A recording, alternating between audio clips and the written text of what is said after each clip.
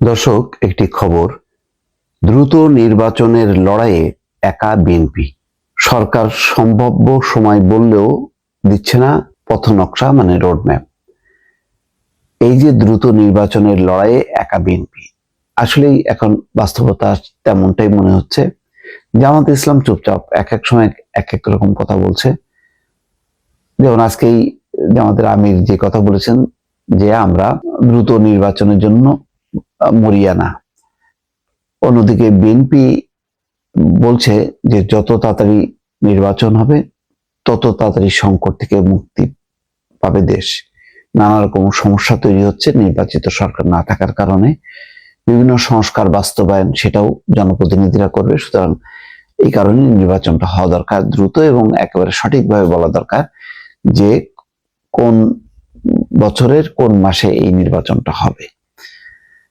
তো কিন্তু বিএনপি যে কথাটি বলছে তার সাথে কিন্তু আবার বৈষম্য বিরোধী যে ছাত্র আন্দোলন, তারা বলছে যে শেখ হাসিনা সহ আওয়ামী সহযোগী যারা গণহত্যার সঙ্গে জড়িত তাদের বিচার না হওয়া পর্যন্ত কোনো নির্বাচন নয়, এবং পূর্ণাঙ্গ তারা সংস্কার চায়।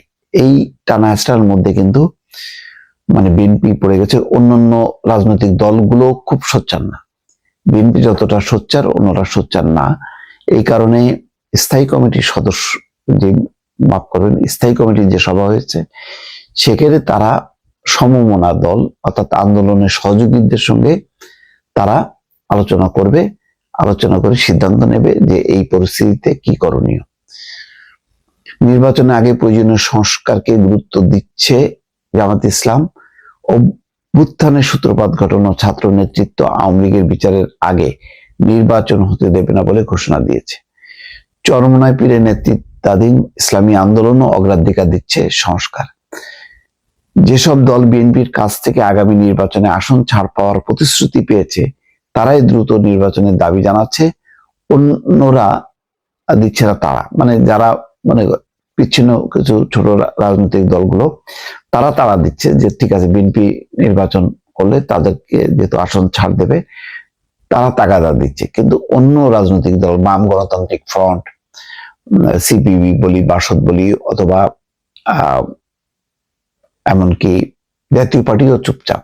জাতীয় পার্টি এখন মানে তাদের ব্যাপারে তারা বিচ্ছিন্ন হয়ে আছে, কিন্তু তারাও কিন্তু নির্বাচনের জন্য জোর দিচ্ছে না। জামাত ইসলাম দিচ্ছে না। সবার বক্তব্যের মধ্যে আছে সংস্কার, কিন্তু বিএনপি সংস্কারের কথা বলছে, এটাও সত্য। পাশাপাশি তারা চাচ্ছে যে দ্রুত নির্বাচন। এখানে বলা হচ্ছে সমকালের যে রিপোর্ট বারবার তাগাদা দিলেও বিএনপি নির্বাচন দেওয়ার বিষয়ে সময়সীমা বেঁধে দেয়নি।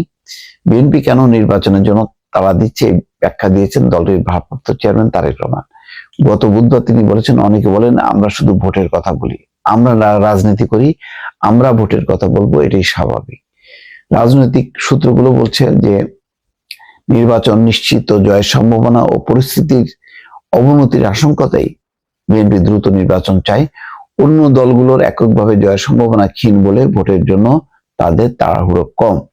এই বিষয়টি যদি একটা ফয়সালা না হয় তাহলে তো মানে সত্যি সত্যি অনেক আকাঙ্ক্ষিত পরিস্থিতি তৈরি হতে পারে।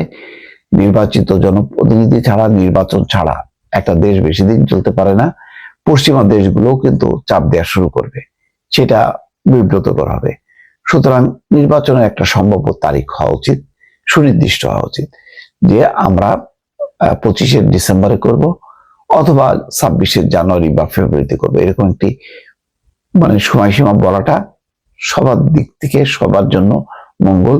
বিএনপিকেও যেমন উপেক্ষা করা হবে না, তেমনি অন্যান্য রাজনৈতিক দলেরও উচিত হবে না যে বিএনপি ক্ষমতায় যাবে সুতরাং নির্বাচন আমাদের কি, নির্বাচন হইলে হবে না হলে না হবে, এই মনোভাবটাও পরিত্যাগ করা উচিত। দর্শক, ভালো থাকবেন। আল্লাহ।